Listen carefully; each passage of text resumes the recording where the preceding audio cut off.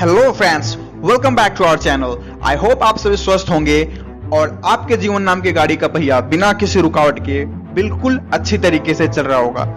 दोस्तों, इस धरती पर हमारे बीच ऐसे ऐसे लोगों ने जन्म लिया और उन्होंने ऐसे ऐसे काम किए कि चाहे वो लोग हमारे बीच आज मौजूद हो या ना हो, उनके वो किए गए काम इतिहास के पन्नों में दर्ज हुए और कहानियों के रूप में आज भी हमारे बीच मौजूद हैं और हम उन्हें इन्हीं कहानी और इतिहास के रूप में याद करते हैं।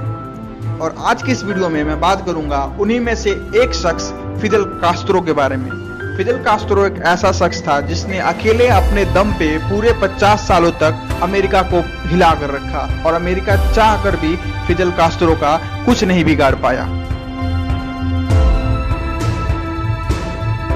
फिदेल कास्त्रो का जन्म 16 अगस्त 1926 को क्यूबा में हुआ। इनके पिता एक चीनी के बहुत ही बड़े व्यापारी थे और एक धनी किसान भी थे। आपको बता दूं कि क्यूबा में आज भी शुगर का प्रोडक्शन बहुत ही बड़ी मात्रा में होता है और लोग इसीलिए क्यूबा को sugar bowl of the world कहते हैं। कास्त्रो के जन्म से पहले क्यूबा में स्पेन और अमेरिका का दबदबा था। यहाँ के लोग मजबूर थे स्पेन और अमेरिका के दबाव में रहने के लिए, बिल्कुल वैसे ही जैसा भारत में ब्रिटिश सरकार के समय होता था। स्पेन के लोग क्यूबा में किसानों को नाम मात्र की मजदूरी पर रखकर काम कराते थे और उत्पादित सभी वस्तुओं को अपने देश में ले जाकर बेच दिया करते थे। और इन्हीं कारणों की वजह से वहां क्यूबा में गरीबी अपने चरम पर पहुंच चुकी थी। हालांकि फिदेल कास्त्रो के पिता एक अमीर किसान थे, इसीलिए फिदेल कास्त्रो का बचपन अच्छे से गुजरा था। फिदेल कास्त्रो सिगारेट के बहुत शौकीन थे और उन्होंने 14 साल की उम्र में अपना पहला सिगार फूंका था। फिदेल कास्त्रो का यह मानना था कि चाहे कोई भी बाहरी देश हो, वो किसी देश के अंदर जाके इस तरीके से वहाँ के लोगों को गुलाम नहीं बना सकता है और ना ही वहाँ के प्राकृतिक संसाधनों का इस तरह खुद के फायदे के लिए उपयोग कर सकता है। फिदेल कास्त्रो की ये सोच बिल्कुल सही थी और मन ही मन उन्होंने क्यूबा ही नहीं बल्कि पूरे साउथ अमेरिका को इन देशों के चंगुल से छुड़ाने का प्लान बनाना शुरू कर दिया था।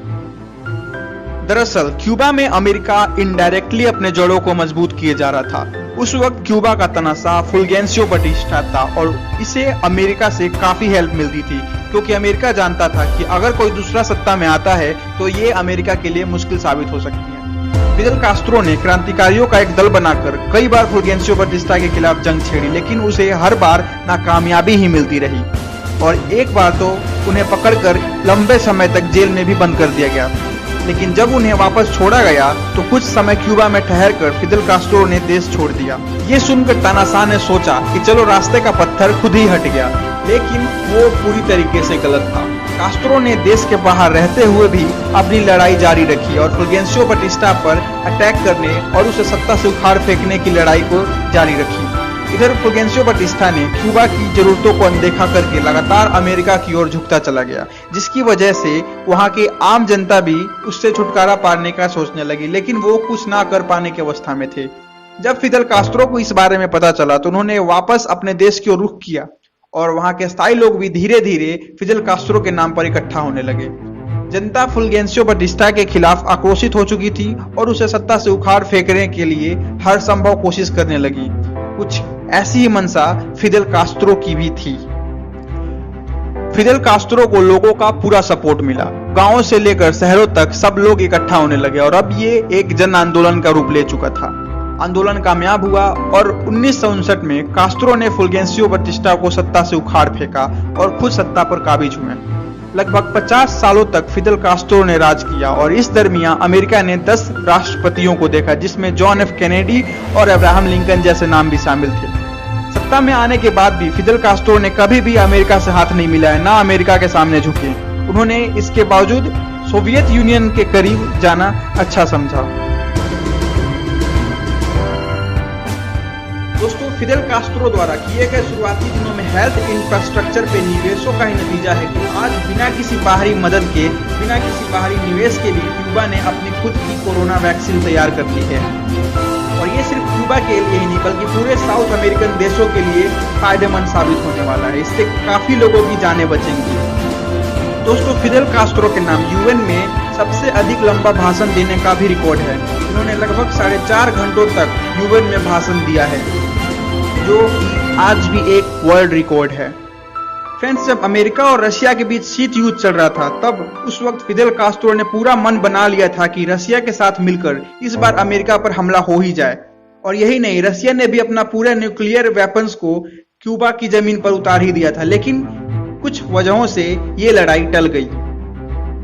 क्यूबा का इतिहास बिना फिदेल कास्ट्रो का नाम लिए हमेशा अधूरा ही रहेगा। और हो भी क्यों ना, फिदेल कास्ट्रो ने क्यूबा के लिए जो काम किया है, शायद ही कोई नेता कभी भी अपने देश के लिए कर पाए। फिदेल कास्ट्रो ने 2008 में अपनी तबीयत खराब होने की वजह से अपने भाई को अपना उत्तराधिकारी बनाकर हमेशा के लिए राजनीति से संन्यास ले लिया और 25 नवंबर 2016 को उन्होंने आखिरी सांस ली, जो कि 90 वर्ष की आयु में थी। दोस्तों, भले ही कास्ट्रो ने अमेरिका जैसे देश के खिलाफ अकेले लोहा लिया, लेकिन जो काम अपने देश के लिए उन्होंने किया, इस बारे में आपका क्या कहना है, कमेंट सेक्शन में जाके जरूर बताएं। मैं उम्मीद करता हूं कि आपको ये वीडियो पसंद आया होगा। अगर हाँ, तो वीडियो को लाइक जरूर करें और साथ ही अगर आप हमारे चैनल पर नए हैं तो चैनल को सब्सक्राइब करके साथ वाले बेल आइकन को दबाना ना भूलें, ताकि हमारे आने वाले वीडियो के नोटिफिकेशन आपको मिलते रहे सबसे पहले। तब तक के लिए स्वस्थ रहें, सुरक्षित रहें।